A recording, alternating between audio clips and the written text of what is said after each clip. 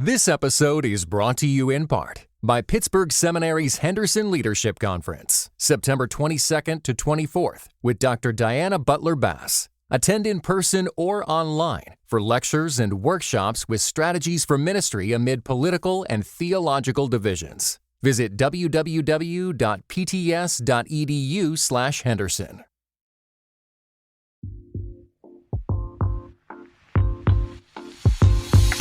This episode is brought to you by Our Daily Bread Ministries, a global media organization that makes the life-changing wisdom of the Bible understandable and accessible to all. Visit whereyou'refrom.org for more information. That's whereyafrom.org. This episode is part of a long series exploring how communism in Russia impacted the American Christian church. This episode can stand on its own, but when you're done, go back and start at the beginning of Season 3.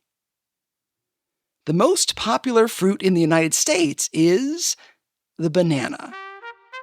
In 2017, Americans ate an average of 28.5 pounds per person. That's a lot of bananas. In the UK, it's said that more than 95% of households buy them every week. That means they pull more money from our wallets than anything else at the grocery store, except lottery tickets and gasoline.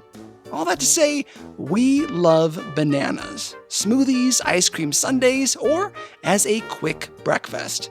Despite our adoration, the United States grows only about 0.01% of the world's bananas. That's so close to 0%. Many of the ones we do grow are the Thai or cooking varieties, not the popular kind you see in grocery stores. Those generally come from elsewhere. We import them. In its heyday, the largest importer of bananas was the United Fruit Company. They controlled as much as 90% of the market. 90%. That's bananas. We just don't have the climate and open land to grow them here ourselves.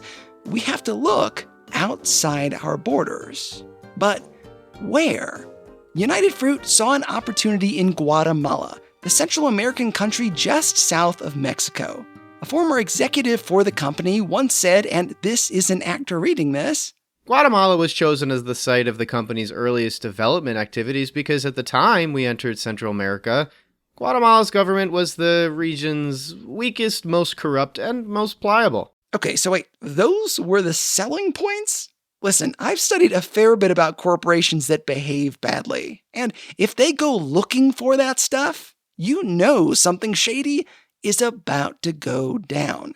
They were a big company that wanted more than just to play along, to color inside the lines. They wanted autonomy, to be a nation within other nations, their own sovereign, to make the rules, because they weren't the most ethical company. To help tell this story, I've got a special guest. Yeah, my name is Stephen Schlesinger. I am the co-author, along with Steve Kinzer, of the book Bitter Fruit, about the American coup in Guatemala in 1954. It's an excellent book. Anyhow, back to United Fruit. They diverted rivers and mistreated workers. They were paid very little. There was no health coverage. They could be fired at any time.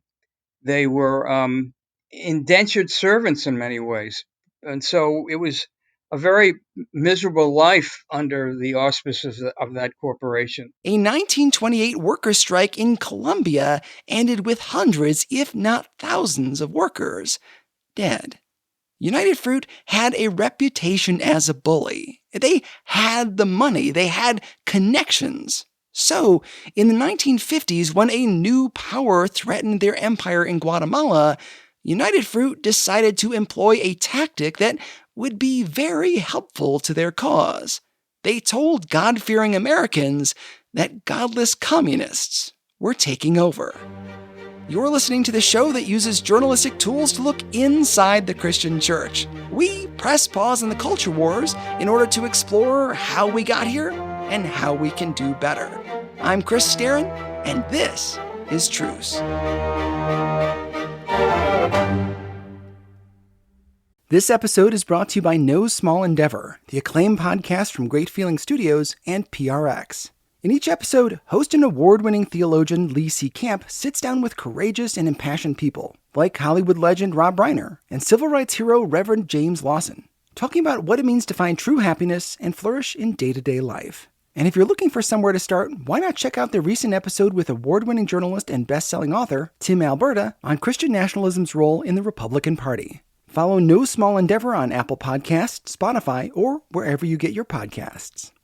In Central America in the 1940s, United Fruit was known as El Pulpo, the octopus, because its arms reached into everything. One of those tentacles extended into Guatemala. Well, the United Fruit Company, which of course produced bananas, was the largest landowner in Guatemala. It was, in fact, like a mini country within a larger nation of Guatemala because it owned the railroad system, it owned the Atlantic Seaport, which is the biggest one in Guatemala. It owned more land than any other private company in the country. It had incredible arrangements with a series of Guatemalan dictators, which allowed it to pretty much avoid paying any taxes. It was an extraordinary organization that pretty much dominated not only the country itself, but the politics of the country. Not only did they control the fundamental infrastructure of Guatemala, 40,000 jobs were directly or indirectly under their influence, with over $60 million invested in that country. They weren't a benign operation. Then came the revolution in Guatemala. The United Fruit had its own private dealings with the dictators of the Central American region and also in the Caribbean. The dictators, in exchange for payoffs and private deals, allowed the United Fruit Company to get away with paying just minimal taxes. And at the same time, these authoritarian governments outlawed labor unions so that the employees of United Fruit could not organize and try to get better wages and better conditions. Now, with the revolution, which happened in 1944 in Guatemala, there was a threat that all these old, very lucrative arrangements that United Fruit had established would be thrown away. Guatemala in the 1950s had a shiny new democratic system inspired by the Roosevelt administration and the New Deal.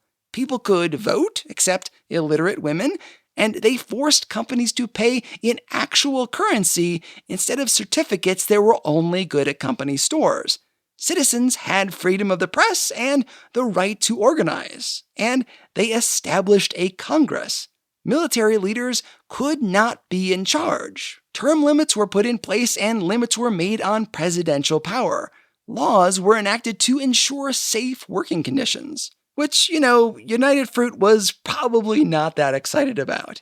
The FBI, that is, the American Federal Bureau of Investigation, was also upset because the first president of the new Guatemalan government made unionization legal. Belonging to a union, something that 35% of Americans did in the US at that time. The FBI was worried that this was a sign that El Presidente was a commie, but he wasn't. It didn't seem to occur to them that unions were also legal in the US, but there it is. The Americans were watching, and they were worried. Guatemala wasn't all roses either. This was a lot of change in short order for one country. Now that strikes were legal, they lasted for years as people fought for higher wages and better working conditions. And wealthy landowners who were used to trotting around like medieval aristocrats sowed discontent. There were even coup attempts, over a dozen, as people were restless for their kinds of reforms to happen right away. And of course, there are always people who want a populist strongman over a democratically elected leader. It's all over history. You just had a brutal military dictator. Why would you want another one? That's history. Elected in 1950, Jacobo Arbenz was the second president of Guatemala. Now, he's a major player in our story, and this is important. The central tenet of his platform was agrarian reform. Now, that may not seem like that big of a deal, but it's going to make all the difference. His administration sought to take the unused land from companies like United Fruit and give it to peasants who could build new lives for their families, to the Mayan Indians who worked in the fields. Pre-revolution, only a few aristocrats and foreign companies owned land. Much of it was going unused. From the Guatemalan government point of view, why not allow that land, which is never being used by United Fruit, to be redistributed to many of these peasants and Ladinos and Mayan Indians to farm, to allow them to establish little plots of land that they could till themselves and sustain their own livelihood. Hopefully, building a much-needed middle class. It's not like the president wanted to straight up steal those fallow acres.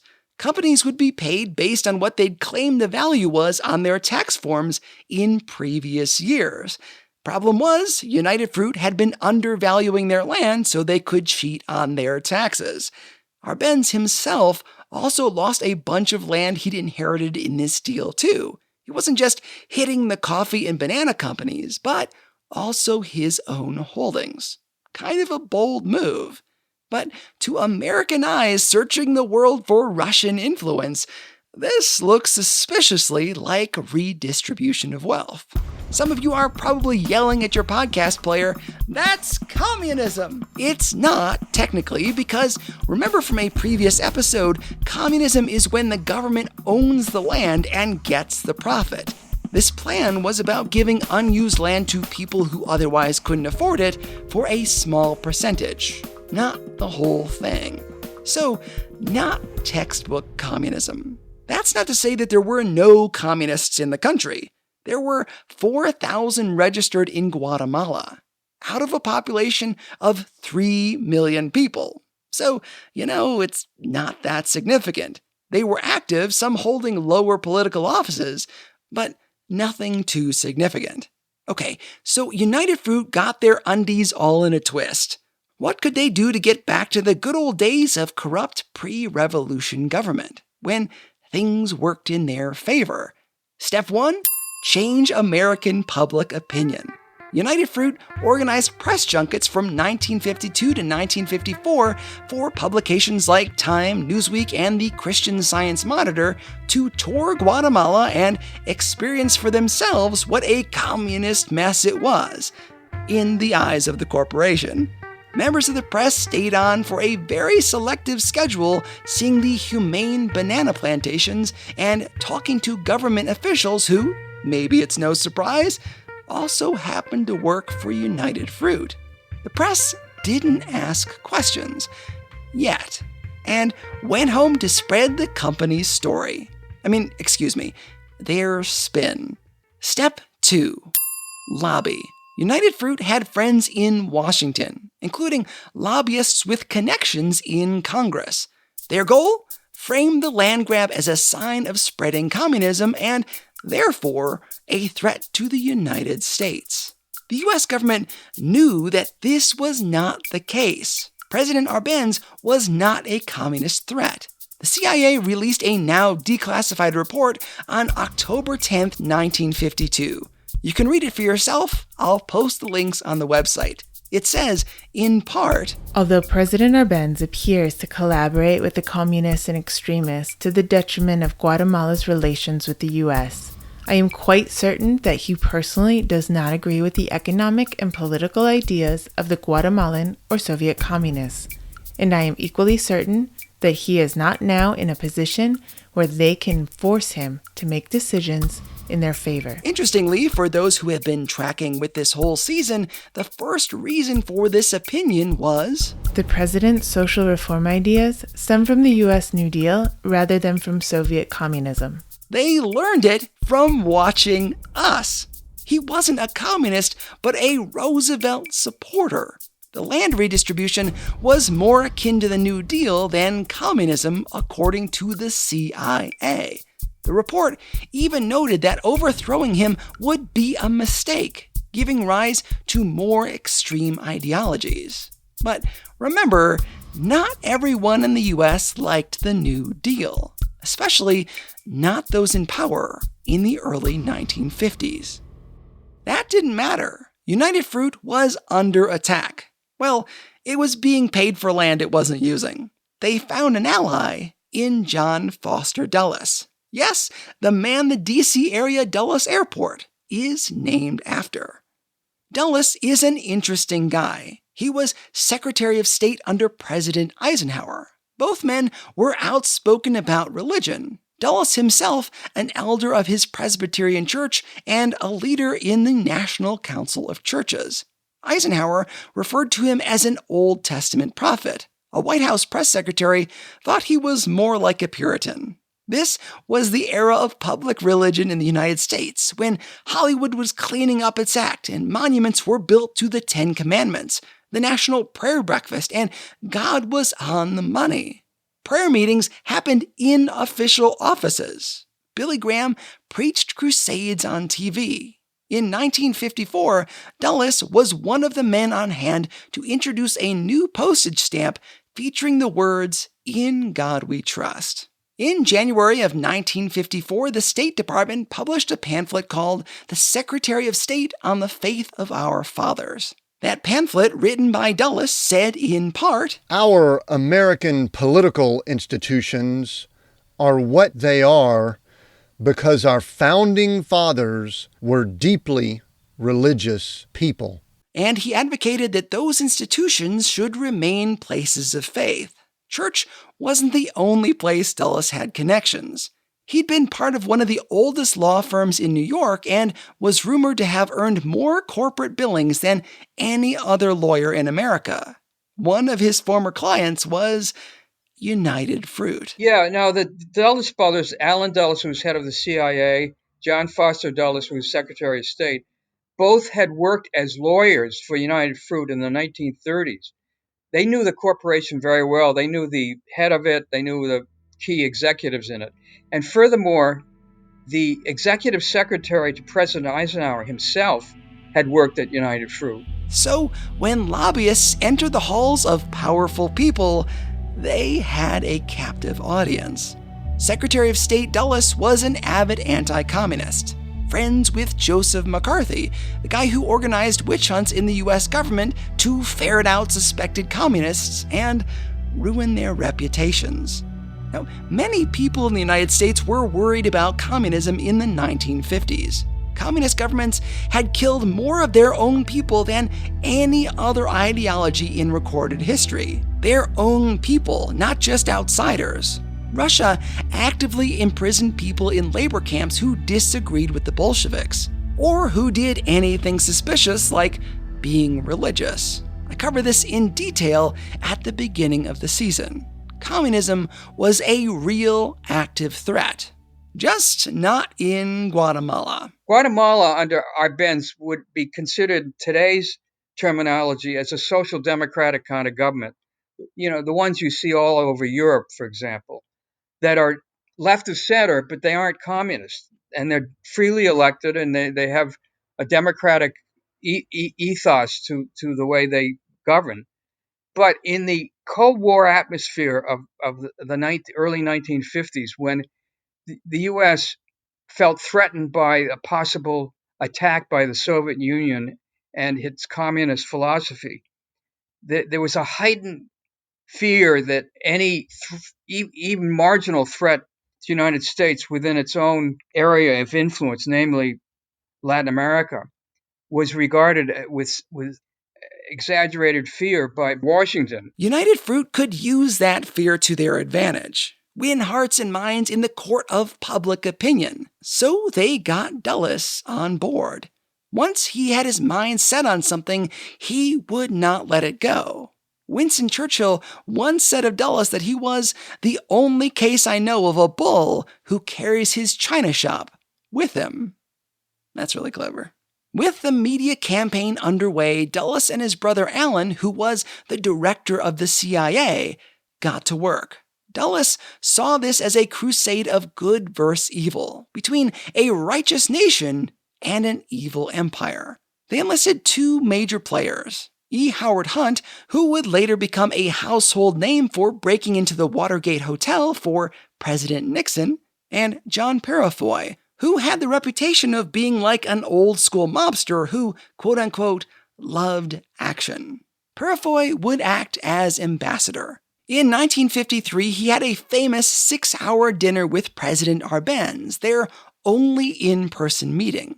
After the dinner, he sent a telegram to Allen Dulles to report on what he'd learned. Something to the effect, if it quacks like a duck and walks like a duck, then it must be a duck. In other words, if Guatemala has all of these socially minded ideas, they must be communists. This telegram is vitally important. It was the straw that broke the camel's back, convincing President Eisenhower to approve operations in Guatemala. Here is an excerpt. I'll post a link on the website if you want to read more of it for yourself. It starts out speaking about President Arbenz. The president stated that the problem in this country is one between the fruit company and the government. He went into a long dissertation giving the history of the fruit company from 1904, and since then, he complains they have paid no taxes to the government. According to the telegram, United Fruit owed Guatemala money, $150,000 per year, and they weren't paying.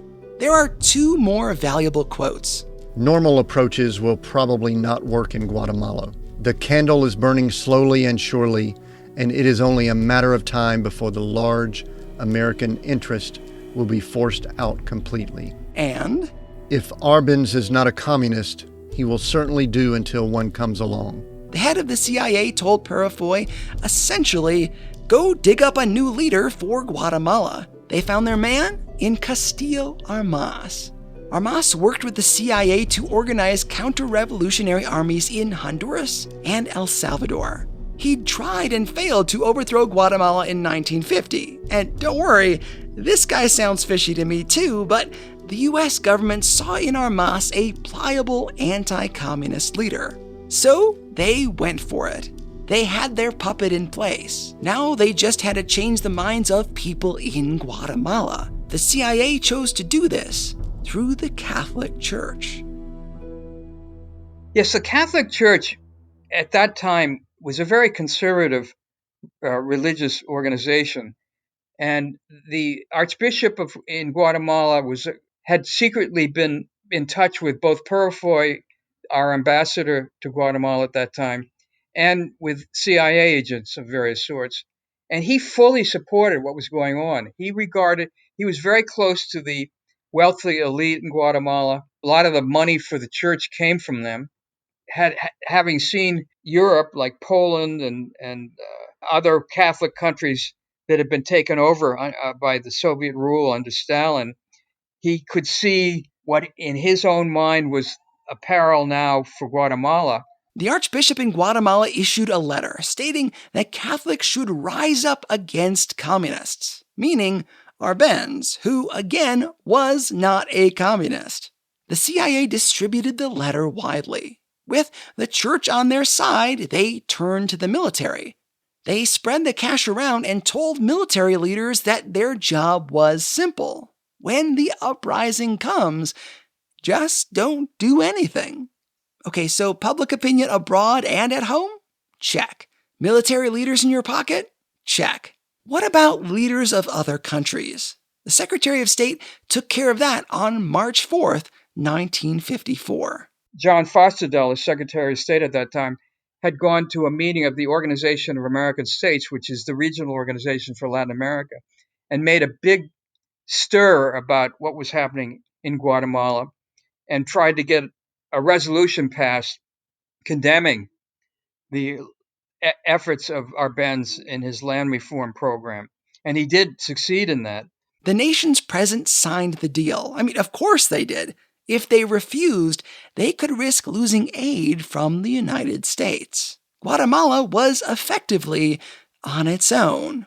Their neighbors were not coming to their rescue. The way the CIA maneuvered its takeover was to set up all sorts of systems that were designed to destabilize the country. For example, they set up a phony radio network, which was broadcast troop movements suggesting that an invasion was imminent in Guatemala, even though, in fact, that those so-called troops maybe amounted to a couple of hundred paid mercenaries paid by the CIA. The CIA didn't need a big invading military. They just needed Guatemalans to think there was one on the way. What's more, they wanted people to think that supplies were being parachuted to this vast army. Some supplies were legitimately dropped to a small rebel group in Honduras, but what good would that do to spread panic in Guatemala? So the CIA parachuted dummy loads of fake supplies into rural areas of the country to make people think the insurgents were everywhere. It wasn't enough to just have some troops on the border. They needed to scare people in populated areas. So the CIA strafed the city with bullets fired from American military planes. The P-47s also machine-gunned the National Palace and strafed the port of San Jose.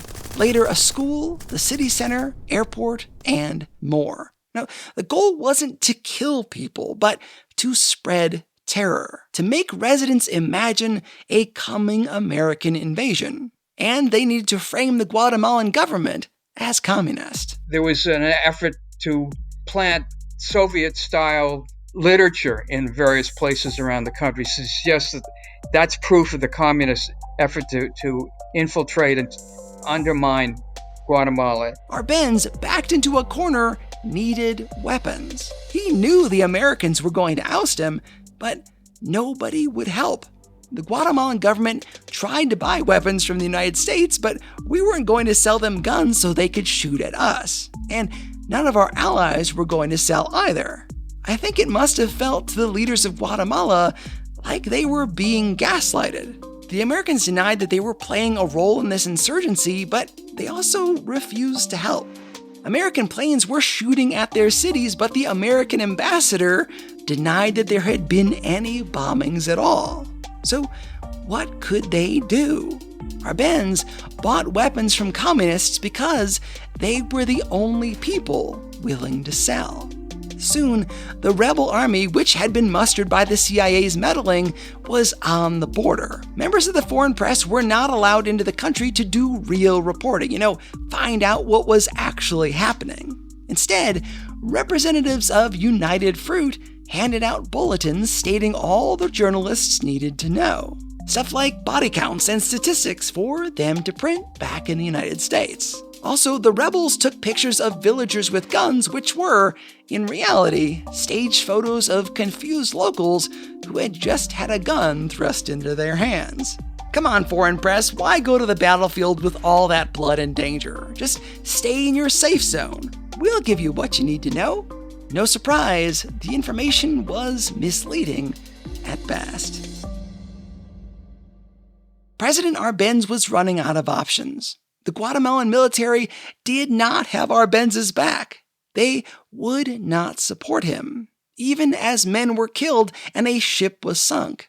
After all the theater, the shootings, harassment in the press, and the refusal for foreign help, Arbenz was out of options. He transferred power to one of his associates who promised to carry on his reforms. That wasn't good enough for the CIA. Military members forced his replacement out of office after only 24 hours in power. Here is an excerpt from Arbenz's farewell speech. A cruel war against Guatemala has been unleashed. The United Fruit Company and U.S. monopolies, together with U.S. ruling circles, are responsible. Mercenaries have unleashed fire and death, respecting nothing. We all know how cities have been bombed and strafed. Women and children have suffered. We know how representatives of workers and peasants have been murdered in occupied cities.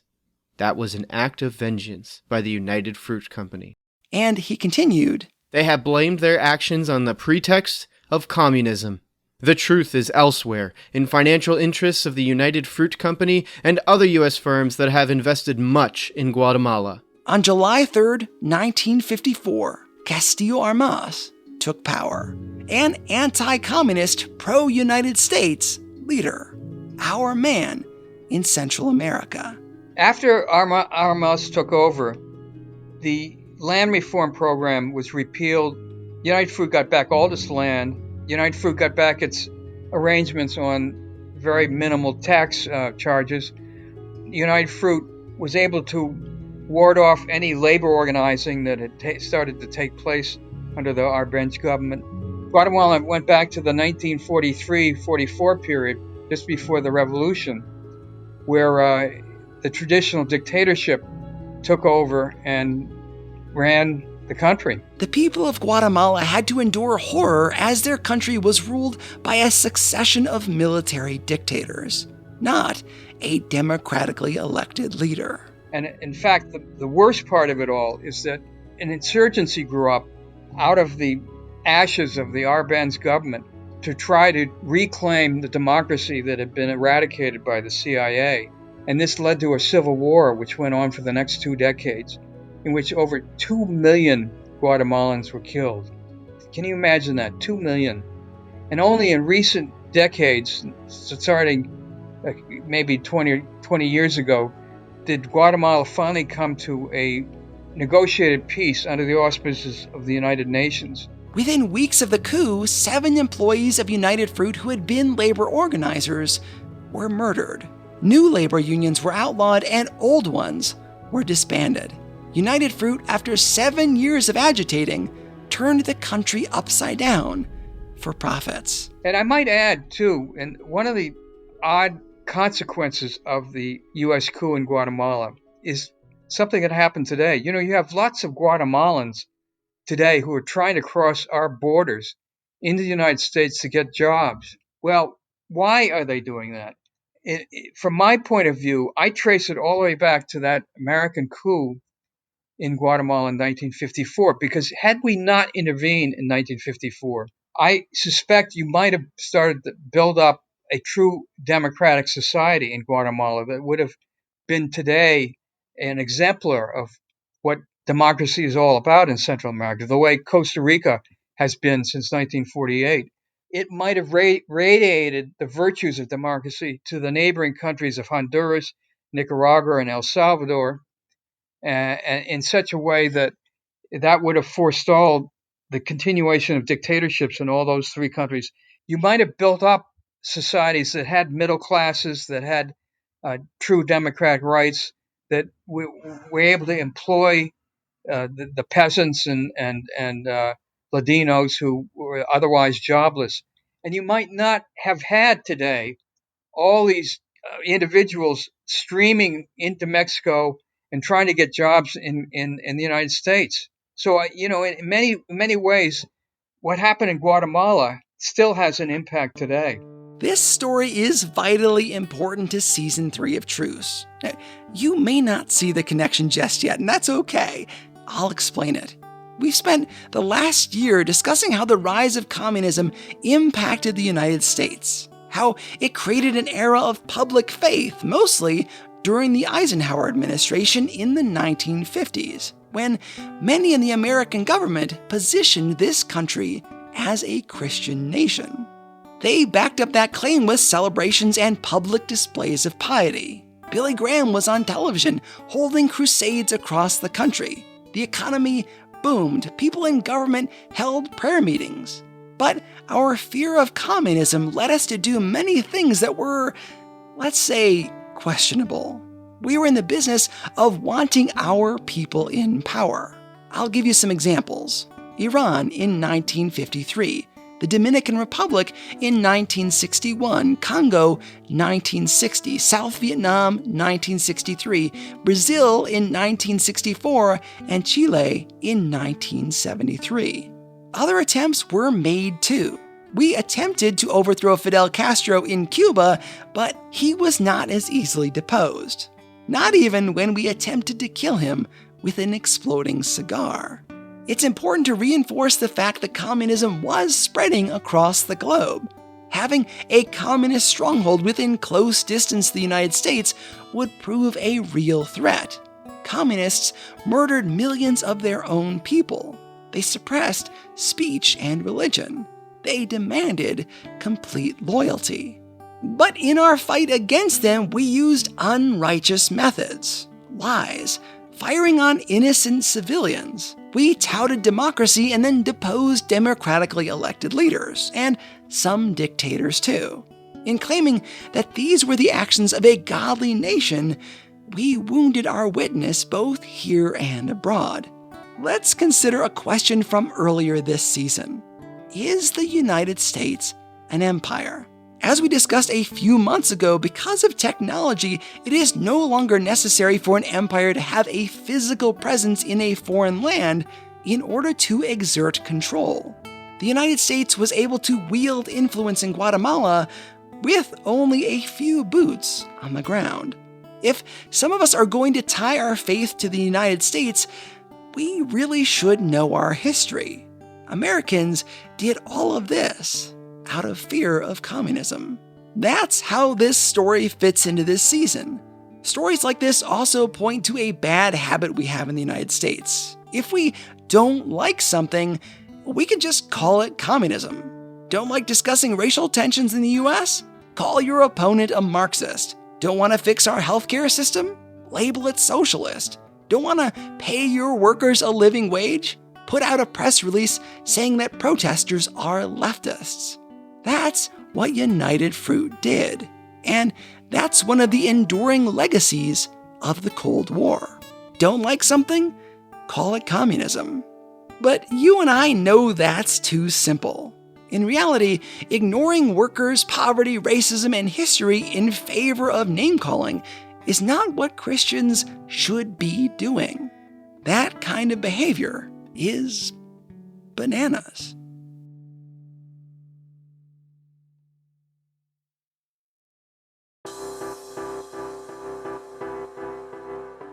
I used a lot of different resources on this story. I'll provide a list of them on the website at trucepodcast.com. The best of these was the book Bitter Fruit by our guest, Stephen Schlesinger, and co-author Stephen Kinzer. I'm not an expert on history in South America, and this was a great introduction. While you're on the website, you can also learn how to give to the show. Right now, I work several jobs to make ends meet, and this is a one-man operation. Your financial support would mean we could take this thing to the next level. More episodes, better research, and maybe even a marketing team, which would be a huge blessing. And if you become a regular patron of the show, you'll have access to bonus content not available anywhere else, including a bonus episode where I tell you what happened to United Fruit after this debacle and a personal story about why I wanted to do this episode. Visit trucepodcast.com for details. Let's face it, there's nothing else like this show out there, giving an honest look at Christianity and history. If you've enjoyed this show, please leave me a review on your podcasting app. It helps people find the show. Also, please hit the subscribe button so you get every new episode as it's released. Special thanks to everyone who loaned their voice to this episode, like Melvin Benson of the Cinematic Doctrine podcast, Kat Caldwell of the Pencils and Lipstick podcast, and Tim Winders of Seek, Go, Create. I also got help from John Wilkerson of the Wired Homeschool, but I was not able to fit those clips in. God willing, we'll talk again in 2 weeks. I'm Chris Starron, and this is Truce.